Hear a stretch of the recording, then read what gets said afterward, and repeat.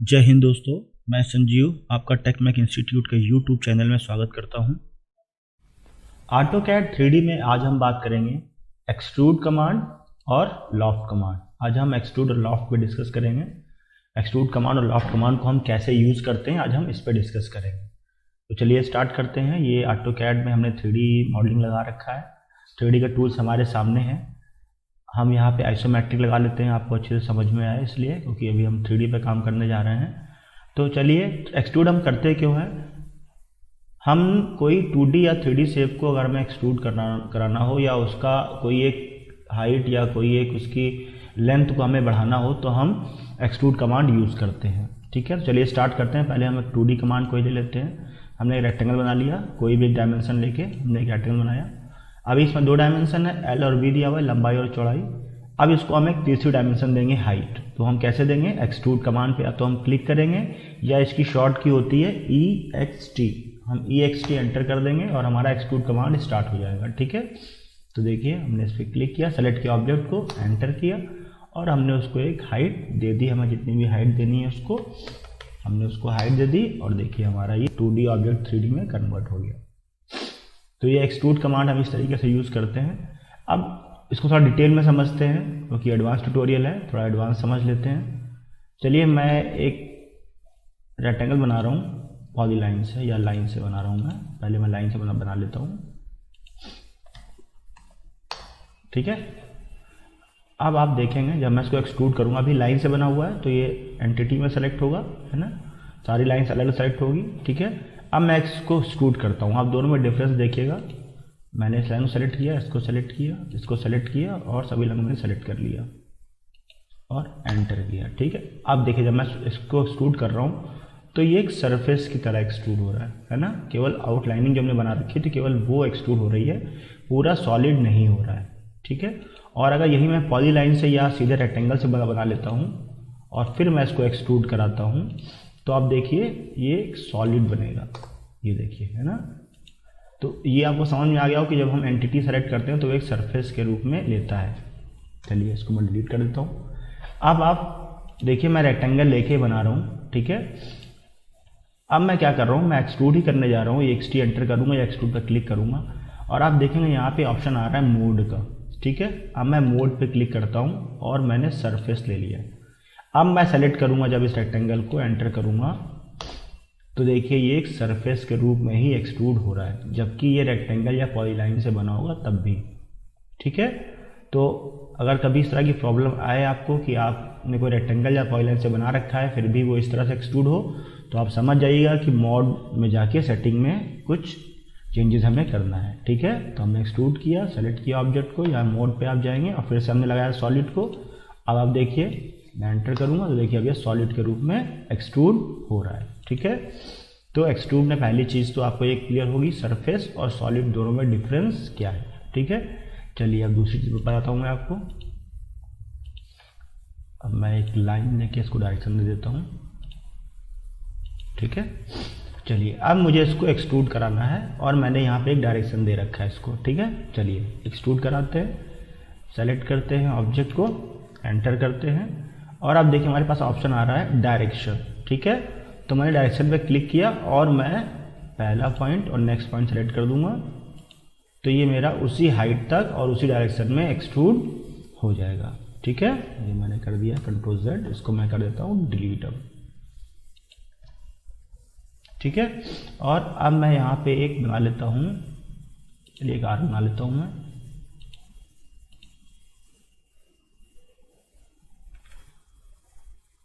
यहाँ से मैं फ्रंट ले लेता हूँ पहले। 3D पे जब भी काम करें तो आपको व्यू पे ध्यान रखना होगा कि हम किस व्यू पे काम कर रहे हैं।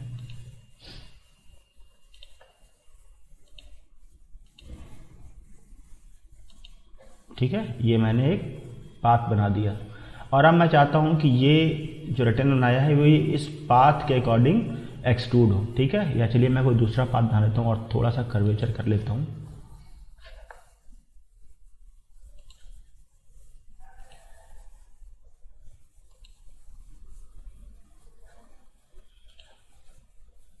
ठीक है, ये मैंने बना दिया और अब मैं चाहता हूँ कि ये जो ऑब्जेक्ट हमारा है ये एक्सट्रूड हो, वो भी इस पाथ के अकॉर्डिंग। ठीक है, तो चलिए हम इसको एक्सट्रूड करते हैं। एक्सट्रूड पे गए, हमने सेलेक्ट किया ऑब्जेक्ट को, एंटर किया और अब यहाँ पे आ रहा है पाथ। हमने पाथ पे क्लिक किया और इस पाथ को सेलेक्ट कर दिया।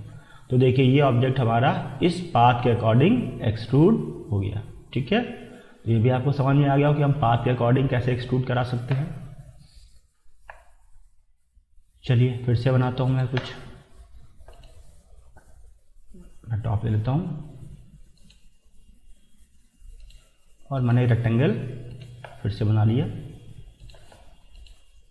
ये बना रेक्टेंगल मैंने। ठीक है, अब मैं इसको फिर से एक्सट्रूड कर रहा हूँ, सेलेक्ट कर रहा हूँ ऑब्जेक्ट को, एंटर कर रहा हूँ और अब हमारे पास नेक्स्ट ऑप्शन आ रहा है टेपर एंगल। ठीक है, तो टेपर एंगल में हम इसको एक एंगल दे देते हैं। ठीक है, फॉर एग्जांपल मैंने उसको एंगल दे दिया 45 डिग्री, एंटर कर दिया।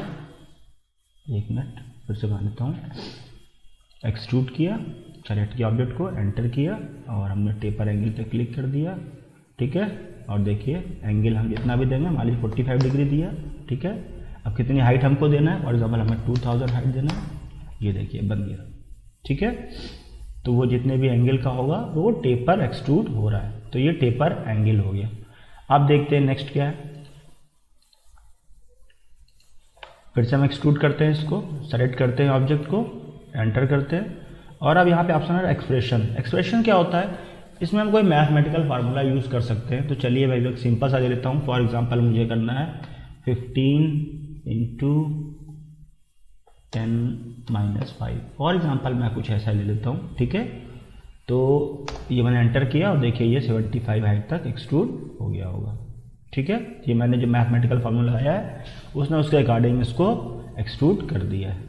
ठीक है, ये देखिए जब मैं इस पर क्लिक कर रहा हूँ प्रॉपर्टीज़ देखने के लिए, तो देखिए हाइट 75 आ गई। ठीक है, जो मैंने मैथमेटिकल एक्सप्रेशन दिया था 15 ब्रैकेट में 10 - 5 मतलब 75। ठीक है, तो अगर आपको कोई एक्सप्रेशन देना है, मैथमेटिकल फार्मूला आपके पास है, तो आप उसको लगा के डायरेक्ट एक्सट्रूड भी करा सकते हैं। तो एक्सट्रूड आपको समझ में आ गया होगा, एक्सट्रूड हम कैसे यूज़ करते हैं। अब दूसरा कमांड हमारा लॉफ्ट। लॉफ्ट कमांड क्या होता है कि हमारे पास शेप्स है, हमारे पास कई शेप्स हैं और हम चाहते हैं कि उस शेप के अकॉर्डिंग हमारा ऑब्जेक्ट तैयार हो जाए। ठीक है, तो हम लॉफ्ट कमांड यूज़ करते हैं। चलिए अभी हम कुछ बना के बताएंगे तो आपको अच्छे से समझ में आ जाएगा। चलिए मैं कुछ शेप बना लेता हूँ। पहले मैं हाइपोथेटिकल वैल्यू लेके बना रहा हूँ अभी ऐसे ही। ठीक है, ये देखिए और एक सर्किल बना लेते हैं। ठीक है, अब देखिए मैं इसको आपको ऑर्बिट करा के दिखाता हूँ। शिफ्ट के साथ आप जो माउस में बीच वाला बटन है पर रोलर, उसको आप मूव कराएंगे तो इस तरीके से आप इसको देख सकते हैं। ठीक है, अब मैं इसको मूव करा लेता हूँ। मूव कराया मैंने और ऑर्थोगोनल कर लेता हूँ। मैं इसको सेलेक्ट किया, एंटर किया, बेस पॉइंट मैं ये दे देता हूँ या सेंटर पे दे दूँ और मैंने इसको दे दिया फॉर एग्जांपल 5000 और इसको मैं मूव करा लेता हूँ 2000 पे करा लेता हूँ। ठीक है, देखते हैं मूव करा के। देखिए ये हमारा मूव सही से नहीं हुआ है, उसको हम कंट्रोल Z कर लेते हैं और इसको फिर से मूव कराते हैं। मूव लिया, सेलेक्ट किया ऑब्जेक्ट को, एंटर किया, बेस पॉइंट लिया, ऑर्थो मोड हमारा ऑन है। मैं एक बार व्यू चेंज कर लेता हूँ यहाँ से। ठीक है,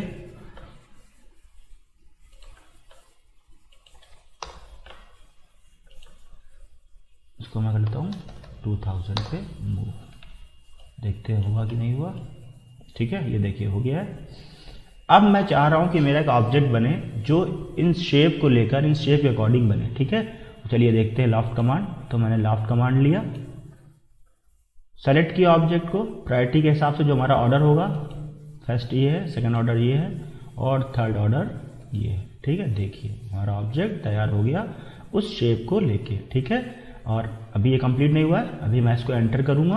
एंटर करता हूँ। अब इसमें तीन चीज़ें, गाइड, पाथ और क्रॉस सेक्शन। तो पहले हम बात करते हैं क्रॉस सेक्शन, क्योंकि अभी हमने गाइड और पाथ नहीं बनाया हुआ है।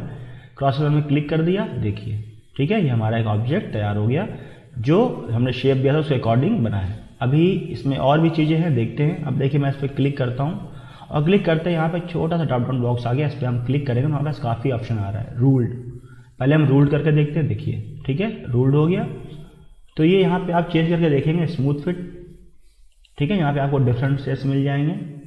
ठीक है, start, normal to all sections, normal to start sections, ठीक है, नॉर्मल टू एंड सेक्शन, यहाँ पे आपको बहुत सारे ऑप्शंस मिल जाएंगे, ये आप करके देखिएगा और आपको समझ में आता जाएगा जैसे आप क्लिक करेंगे कि वो कैसे चेंज हो रहा है। ठीक है, यहाँ पे देखिए जब हम स्मूथ करते हैं तो कॉर्नर से वो स्मूथ हो जाता है। ठीक है, ड्राफ्ट एंगल में हम उसको कोई एंगल दे सकते हैं, हम ना जितने भी एंगल पे हमें करना हो उसको ड्राफ्ट एंगल पे एंगल दे सकते हैं। या लास्ट वाला ध्यान दीजिए, क्लोज सरफेस और सॉलिड, इस पर हम क्लिक करते हैं तो आप देखिएगा ये मैंने इस पर क्लिक किया और देखिए पूरा ऑब्जेक्ट चेंज हो गया, है ना।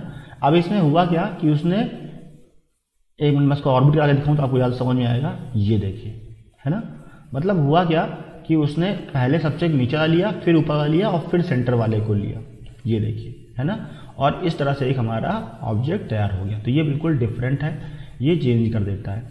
लेकिन एक चीज़ ध्यान रखिएगा, अगर हमारा बीच वाला शेप ऊपर वाले से बड़ा है तो वो नहीं लेगा, वो केवल पहला और आखिरी को लेके बना देगा। ठीक है, तो अगर हमारा जो बीच में हमने जो मिड शेप हमने दिया, अगर ये हमारा ऊपर वाले से शेप साइज थोड़ा कम होगा तभी इस तरह की शेप तैयार होगी, अदरवाइज नहीं होगी। चलिए मैं आपको एक बना के दिखा देता हूँ दूसरा, ताकि आपको और अच्छे से क्लियर हो जाए। ठीक है,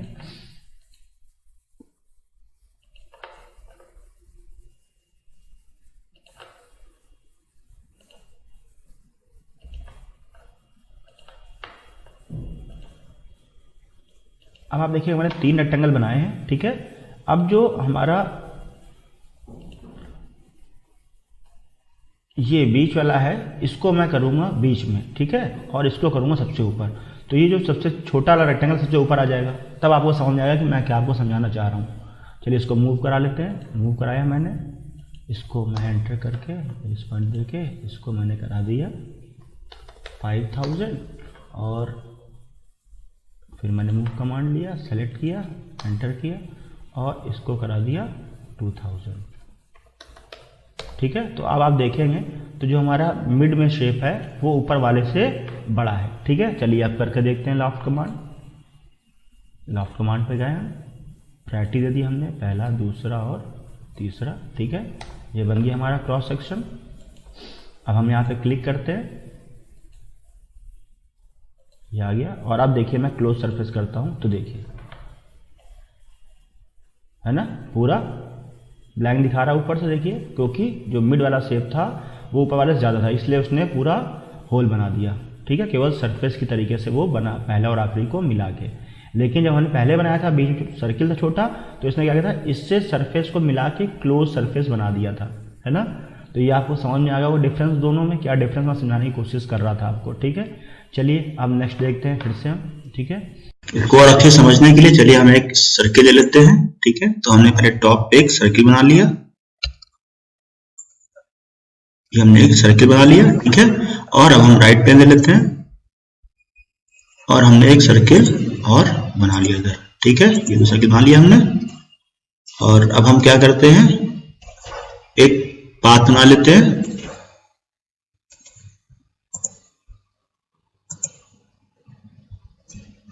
ठीक है, ये हमने एक पाथ बना लिया। अब हम इसको लॉफ्ट कराएंगे इस पाथ के अकॉर्डिंग। ठीक है, चलिए लॉफ्ट कराते हैं, इससे आपको ज्यादा क्लियर हो जाएगा। अभी देखिए प्रीव्यू आ गया। अगर हम क्रॉस सेक्शन से मिलाते तो हमें कुछ इस तरह से शेप मिलती। ठीक है, मैं एंटर कर रहा हूं और मैं इसको पाथ दे रहा हूं। पाथ पे मैंने क्लिक किया, ये देखिए। ठीक है, तो अब ये पाथ के अकॉर्डिंग इसने इसको लॉफ्ट करा दिया, जैसा हमने पाथ दिया था उस हिसाब से इसने इसको लॉफ्ट करा दिया है। ठीक है, अब बात करते हैं लॉफ्ट में गाइड की, ये हम गाइड के थ्रू कैसे इसको लॉफ्ट करा सकते हैं। ठीक है, चलिए हम पहले टॉप पे कुछ बना लेते हैं। ये मैंने एक रेक्टेंगल बना लिया। ठीक है, और मैं इसको कॉपी करा लेता हूँ।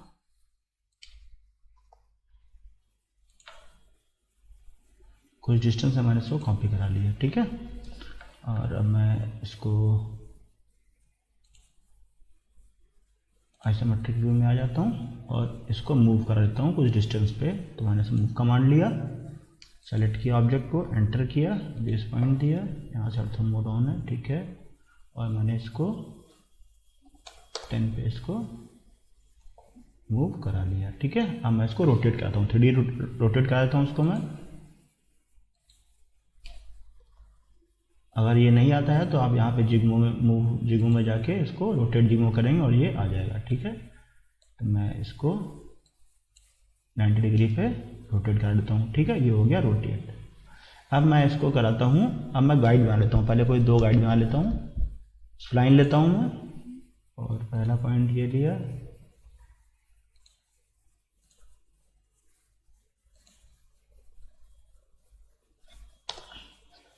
दूसरा ही बना लेता हूँ मैं।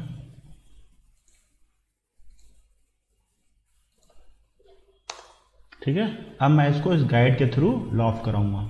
लॉफ्ट कमांड लिया मैंने, सेलेक्ट किया ऑब्जेक्ट को, देखिए प्रीव्यू आ गया। अगर हम क्रॉस सेक्शन से बनाते तो प्रीव्यू हमारा ऐसे बनता है।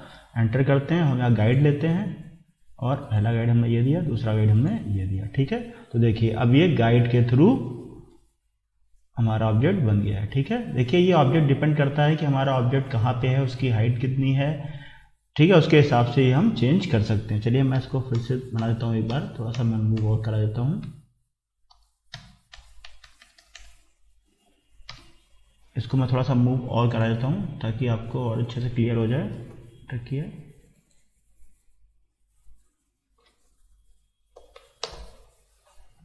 ठीक है, थोड़ा सा मैंने इसको और मूव करा दिया है, और अब मैं इसको एक गाइड देता हूँ।